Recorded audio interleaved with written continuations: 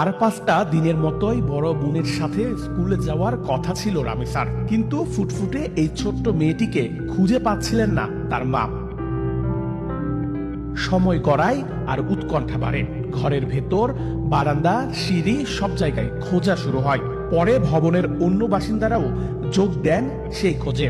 এক পর্যায়ে ভবনের 3য় তলায় নিজেদের ফ্ল্যাটের উল্টো পাশের দরজার সামনে পাওয়া যায় ছোট্ট রামিসার ব্যবহৃত স্যান্ডেল। তখনই সন্দেহ আরো ঘনীভূত হয়। ভেতরে থাকা লোকজনকে দরজা খুলতে বলা হলেও দীর্ঘ সময় কোনো সাড়া পাওয়া যাচ্ছিল না। পরে প্রতিবেশীদের নিয়ে দরজা ভেঙে ফ্ল্যাটে ঢোকেন তারা। এরপরই সামনে আসে ভয়ঙ্কর এক দৃশ্য। ফ্ল্যাটের বাসিন্দা সোহেল রানার কক্ষের চারিদিকে রক্ত ছড়িয়ে ছিটিয়ে আছে।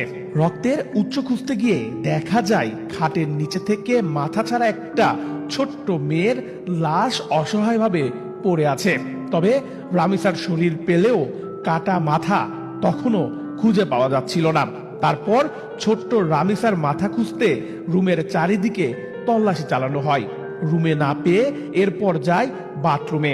সেখানেই রক্তে ভেজা রামিসার কাটা মাথা পাওয়া যায়। গত 19 মে মঙ্গলবার সকাল 10:30টার দিকে রাজধানীর পল্লবী এলাকায় এ ঘটনা ঘটে। নিহত রামিসা পপুলার স্কুলের 2য় শ্রেণীর শিক্ষার্থী ছিলেন। পুলিশের ভাষ্য অনুযায়ী রামিসার মা যখন দরজায় নক করছিলেন তখন ফ্ল্যাটের ভেতরেই হত্যাকাণ্ড সংঘটিত হচ্ছিল।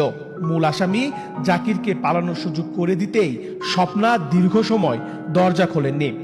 জাকির পালিয়ে যাওয়ার বিষয়টি নিশ্চিত হওয়ার পরই তিনি দরজা খোলেন। ঘটনাস্থল থেকে তাৎক্ষণিকভাবে জিজ্ঞাসাবাদের জন্য স্বপ্নাকে আটক করে পুলিশ।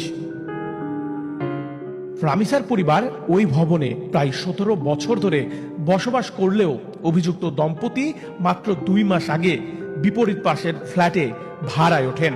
পুলিশের কাছে স্বপ্না জানিয়েছেন তার স্বামী জাকির বিকৃত যৌন লালসা পছন্দ করত, তার সাথেও এমন পাশবিক নির্যাতন করেছে। রামিসাকে দেখে ভালো লাগার পরই তার স্বামী জাকির বাসা পাল্টিয়ে 2 মাস আগে এই ফ্ল্যাটে বাসা নিয়েছে, যাতে বিকৃত যৌনাচারের স্বাদ মিটাতে পারে। জাকিরের স্ত্রী স্বপ্নার ভাষ্যমতে ছোট রামিসাকে টেনে হিচড়ে রুমে আনার পর তার স্বামী রামিসাকে ধর্ষণ করার চেষ্টা চালায়।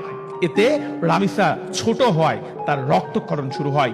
রক্তক্ষরণ টের পেয়ে জাকির দ্রুত গলা টিপে রামিসাকে হত্যা করে। এরপর কেউ যাতে টের না পায় তাই স্বপ্নাকে সাথে নিয়েই লাশ গুম করার জন্য রামিসার শরীর থেকে মাথাটা